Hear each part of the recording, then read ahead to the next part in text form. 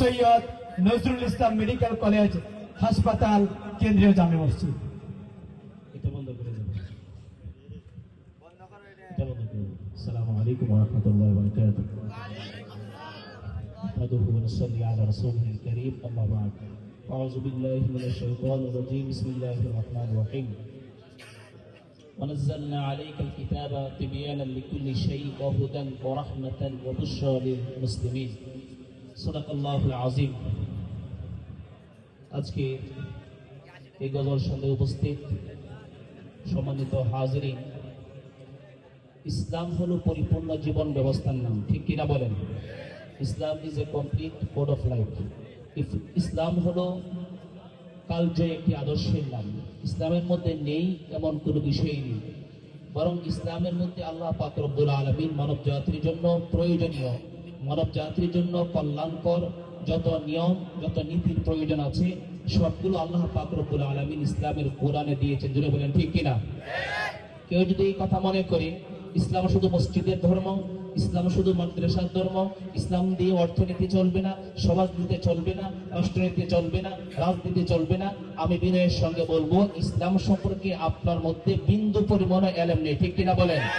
ইসলামের মধ্যে কোরআনের মধ্যে যেমন জান্নাতের কথা আছে, কোরআনে জাহান্নামের কথা আছে, কোরআনে নাবাদাত জামাদাত হাসরাতের কথা আছে, প্রাণীকুল বৎসকুল ফেরেশতাকুলের কথা আছে, কোরআনের মধ্যে অর্থনীতি শিক্ষানীতি সংস্কৃতি মানুষের জন্য কল্যাণকর যত নিয়মের প্রয়োজন, যত বিষয়ের প্রয়োজন, ব্যক্তি পরিবার সমাজ রাষ্ট্র সকল ক্ষেত্রের জন্য যা কিছু প্রয়োজন আছে আল্লাহ তাআলা কোরআনে দিয়েছে। যারা বলেন ঠিক কিনা? আজকে আমার আনন্দে মানুষ দুই ভাবে কাঁদে, একটা হলো ব্যথায় কাঁদে আর একটা মানুষ খুশিতে কাঁদে। আজকে আমার খুশিতে কাঁদতে ইচ্ছা হচ্ছে। 2007 সালে এই যশোদলের মধ্যে কিশোরগঞ্জের মধ্যে মুক্তাঙ্গনে এইভাবে গজল সন্ধ্যা যে হয়, মানুষের ধারে ধারে বারে বারে গিয়ে এই মুক্তাঙ্গনের মধ্যে অপসংস্কৃতি রোধে শিরিক বেদাতি নেফাকি নাস্তিকতার বিরুদ্ধে সুস্থ সুন্দর সংস্কৃতি ইসলামী সংস্কৃতি হামদনাথ যেটা শোনার পরে মানুষের ঈমান জাগ্রত হয়, মানুষের দেশের প্রতি মহব্বত বাড়ে, মানবিকতার প্রতি সামাজিকতার প্রতি ন্যায় নীতি আর ইনসাফের প্রতি আল্লাহর প্রতি একই বিশ্বাস বাড়ে। এই যে গজল সন্ধ্যা, এটা সমাজের প্রয়োজন আছে কি নাই বলেন? 2007 সালে উবাইদাকে নিয়ে সিরাজের মাঠে 2007 সালে উবাইদাকে নিয়ে সিরাজের মাঠে শুরু করেছিলাম।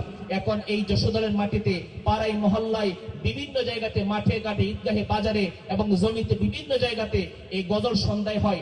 আমি একটা বিষয় আপনাদের কাছ থেকে জানতে চাইবো, গজল সন্ধ্যা হওয়ার দরকার আছে কি নাই বলেন?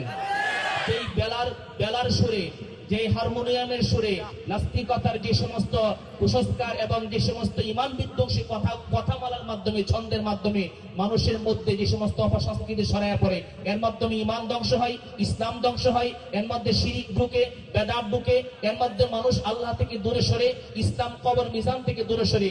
এই সমস্ত গজল সন্ধ্যা হোক, এটা আমরা চাই কি চাই না বলেন? এই গজল সন্ধ্যার মাধ্যমে ঈমান জাগ্রত হয়, মানুষের চিন্তা চেতনার পরিবর্তন হয়, মানুষের কবরের কথা মনে হয়, মানুষের মিজানের কথা মনে হয়, পরজগতে আমাকে পাড়ি দিতে হবে, এই দুনিয়া আমাদের আসল ঠিকানা না, এই দুনিয়া থেকে আমাদেরকে চলে যেতে হবে। এই সমস্ত কথাগুলো গজলের মাধ্যমে আমরা শুনতে পারি কি পারি না? এই সমস্ত গজলগুলো হোক, এটা আমরা চাই কি চাই না?